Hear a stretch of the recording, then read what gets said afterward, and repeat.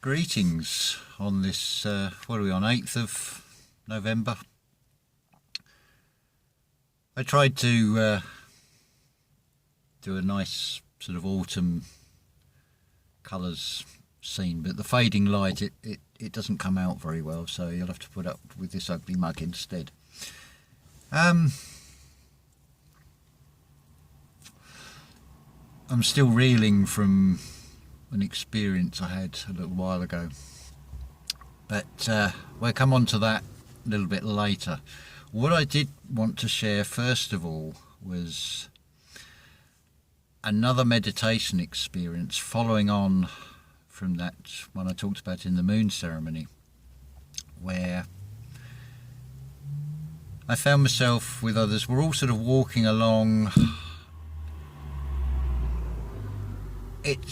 It's a sort of medium flowing river over rocks and things, quite sort of expansive, and we're all walking towards this sort of peninsula that sort of rises up, and there's like a lighthouse on top of it, and it sort of follows on from that same scene in the other meditation. It seems to be linked.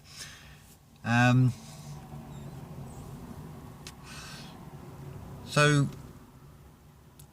I couldn't tell you who was there. I was just aware of other spirits, shall we say, because none of us have a sort of what you could really call a human form as such. And the next thing, it's like being a bird and a sort of an aerial view, and then being taken up into this lighthouse. Now this is the interesting part about it. The beam from the light wasn't going out to the sea, it was going across the land.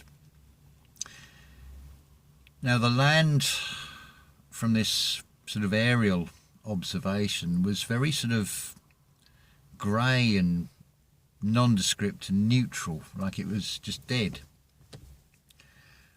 But as this light cast over, it just became this beautiful technicolor dream. Everything was suddenly alive, just like earlier in the like I described in the previous meditation, where even the rocks were like green and living and less dense than they are now. And even the, shall we say, people, the souls, they were perfected. That's the only way I can describe it. So someone say they've had a stroke and they're like paralysed down the left side. As this beam moved across, it's like every ailment, every little, what you'd say maybe a disability or an imperfection, anything you weren't happy with about yourself was instantly healed, put right, perfected. I don't know what the right word is for that, but it was marvellous. And I thought, what is being shown to me in this meditation? What really is going on? Is it? I'm turning this inwardly. So is it? It feels very much like alignments of going on internally, and this is why I've been quiet for this last week. I'm still reeling from earlier today, so I'm going to get to that in a moment. A couple of things have occurred to me. Just changing the subject to the external world. On one hand, you have this narrative of this pandemic and how deadly it is and how many people are dying and so on.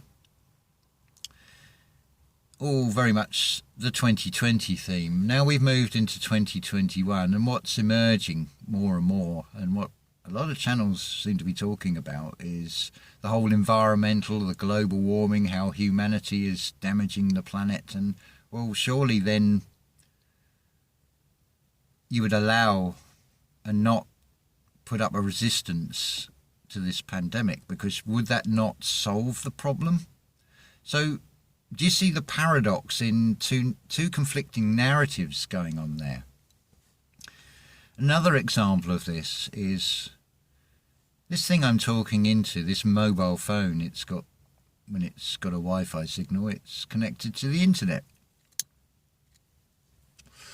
So for example, if I wanted to, in a week's time, jump on a train and go to, I don't know, very north, John O'Groats, shall we say, just for argument's sake. And so I can go on the phone and I can find the best train ticket price. I can find out the times of when these trains run.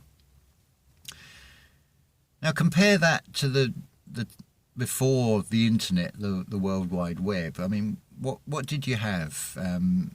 Say when you were at school, maybe in the 70s or 80s, you'd got the school library, older relatives, you may have a set of encyclopedias at home, or there was the public library, and information was not anywhere near as instantly accessible it is today. I mean, if I want to look up a recipe or something, I can just go online. If I want to anything, I can look online, regardless of whether it's true or not, or whatever. Bizarre behaviour. Just watch the truck sort of hit the curb and go up on the grass and come off again. Oh, he's all over the place, this one. I do worry about the standards of driving from what I witness at times. It's diabolical. Anyway, I digress. Where was I? Yes, this paradox. So basically, in this realm today, you have instant access, quite literally, at your fingertips.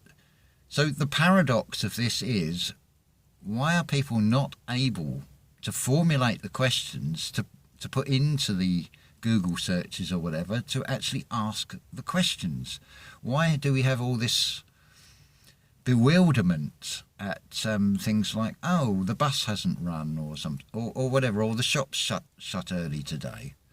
Well, most places, most businesses will have a website where they will put up opening times and everything as well. So I don't understand this surprise of, oh, I didn't know they were going to be shut, when you can find the information. Oh, I didn't know they'd cancelled the train, or whatever it happens to be. It's just bizarre.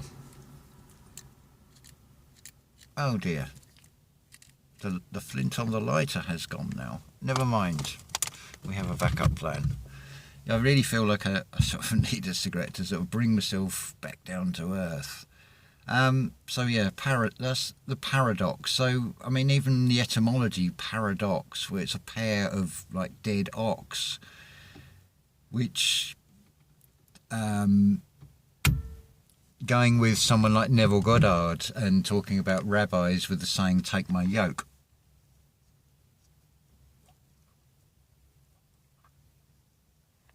Goes back to a sort of agricultural setting where you'd have a pair of oxen. It's the analogy of, so you're walking alongside, as it were.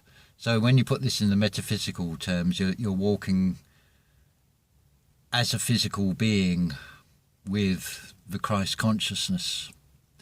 You're allowing that to now lead the way rather than the egoic mind and the intellect to take you off, and like a sort of an animal that's sort of let off a lead and just allowed to run riot and do its own thing. The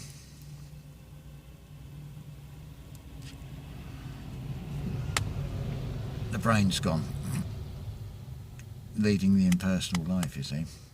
And this is what it's all about. It is leading an impersonal life. This is key to it. And so let's get on to this, what's happened today. I've never had an experience to this intensity before. Now, this is sort of almost like a prelude to what this book 3 is about. I haven't even got a title for it. But basically, you've got 7 chakras. 7 energy centers. You've also got 7 notes, A, B, C, D, E, F and G, which can run either way. And well, today I was listening to, and I'll put the link in, it's in a playlist, but I'll put the link in under this video. It's called Mitre Sessions, Bruckner and the Spiritual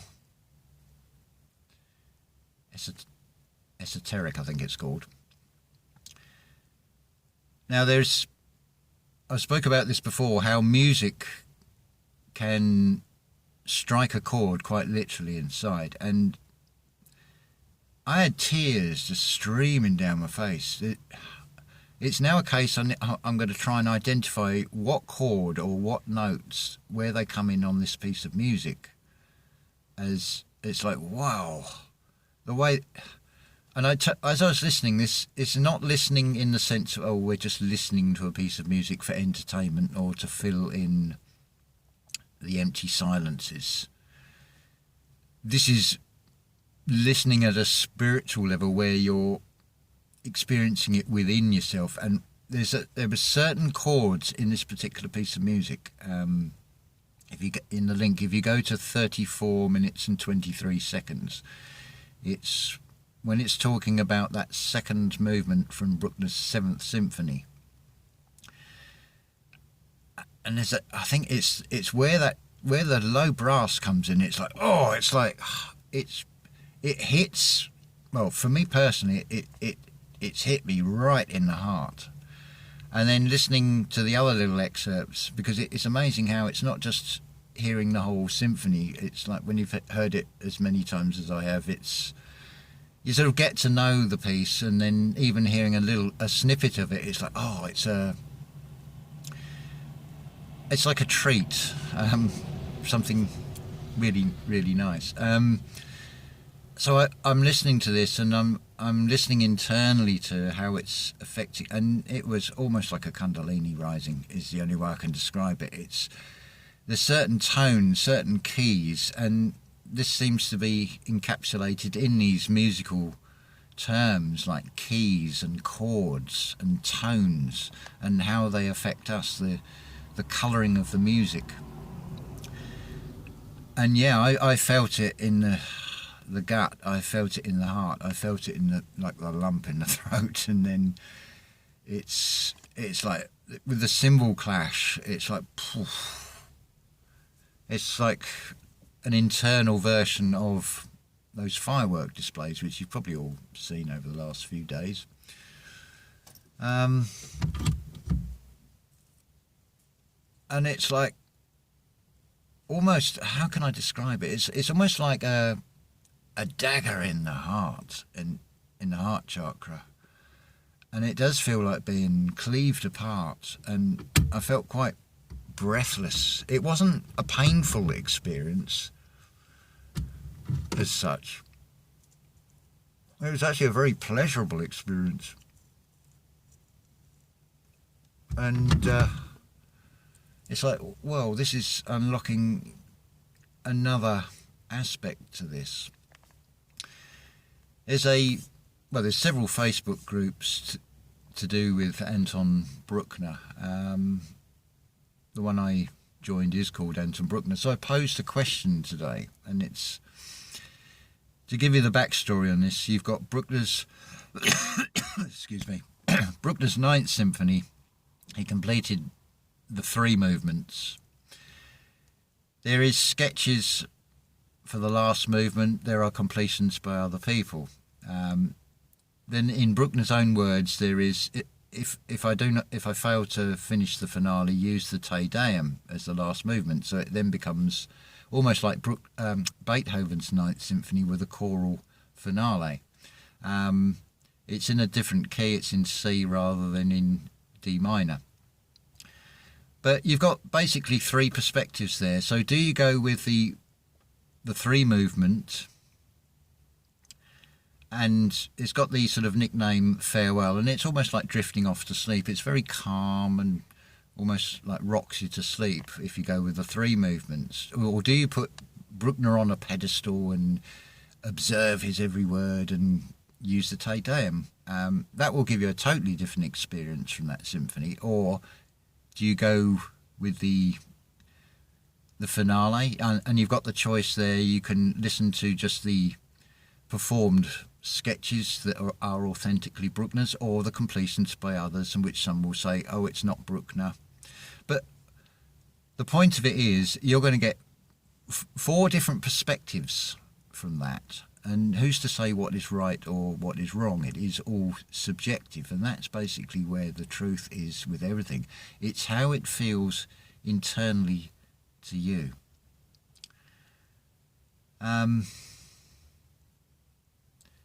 Yeah, so that was, we're coming out of that Mercury is coming out of retrograde shadow, or has come out of retrograde shadow, I should say, and there's other planetary movements and things that seem to affect us in different ways, and it's been an awesome week, personally. What is the point of this video? I'm just sharing thoughts, basically. I mean, there's going to be parts of this that are going to resonate in the spiritual sense, and to people who are on a spiritual path, it will possibly resonate to those that are coming from the conspiracy aspect. It can also equally resonate from people who just, I would say, I would share an interest or a passion for the music of Bruckner. But what's right and what's wrong in all that, it's personal to each of us, and yeah, that's basically all we want to say, really. It's just a sharing of experiences and unlocking keys, seeing what strikes chords. There's definitely far more in this music for a start. I'm still only scraping the surface, but it's perspective again. It's listening and feeling the music in a new way than previous, and that really hit me earlier, and it was an absolute pleasure to go through. I can't obviously give you that feeling, and it would depend on whether the music resonates with you and whether that particular piece of music resonates with you. But it's interesting as well. There's another aspect to this. If you listen to that Mitre sessions on Bruckner, it talks about Bruckner's early life and what he went through. So at the age of 13, he's lost his father. Now, he's from a very rural background, agricultural background, and his father was a school teacher, his grandfather was a school teacher, so his mother sent him off to be a school teacher, or to train to be a school teacher, which apparently he absolutely detested. But he stuck it out to the age of 21, when he was be classed as an adult and do his own thing. But again, this perspective's there. Whilst it would seem a negative thing from the perspective, if you are in that Bruckner family unit, you've lost the sort of chief breadwinner and the father of that and the head of that family. But from my perspective, what a wonderful thing, because would Bruckner's life have gone down that way had that event not happened? Tragic though it was for him, but the legacy that it has left far outweighs that. And this is the thing, with any experience you go through in life, don't just see the negative. There is always a positive. Often when it happens at the time, you can't see the positive. The positive will become apparent much later. It is very much like a chapter in an ongoing story for each of us. And if you can see it from that perspective, I think you'll find that you'll start to see things in a different way, and therefore you will feel things internally in a different way. The more you can lose those highs and lows and the anxiety and the stress aspects, the acidic sort of aspects internally, the better it is going to be for your physical being that houses you. So just basically all I've got to say today. Yeah, I'm still sort of reeling from that event, so I just thought I'd share these thoughts. Bit of a meander, I know, but I'm sure there'll be more videos again soon. Back to the book writing for me, I think, and more meditation, more introspection. But on a closing note, yeah, just start seeing, be the observer of everything and weigh up the positives and the negatives. How you see things is going to affect how you feel about things, and this is why you have all these stories. I mean, we talk about the medieval age. Well, what about the medieval age? Are we not in that? Would you not say? Anyway, love to you all, and I hear sirens. All part of the theatre show, I'm sure. Anyway. Have a wonderful day or wonderful evening or wherever you are in the world, and know that things aren't as bad as they may appear externally, I suppose, is the way to sum this up. So ta-ta for now.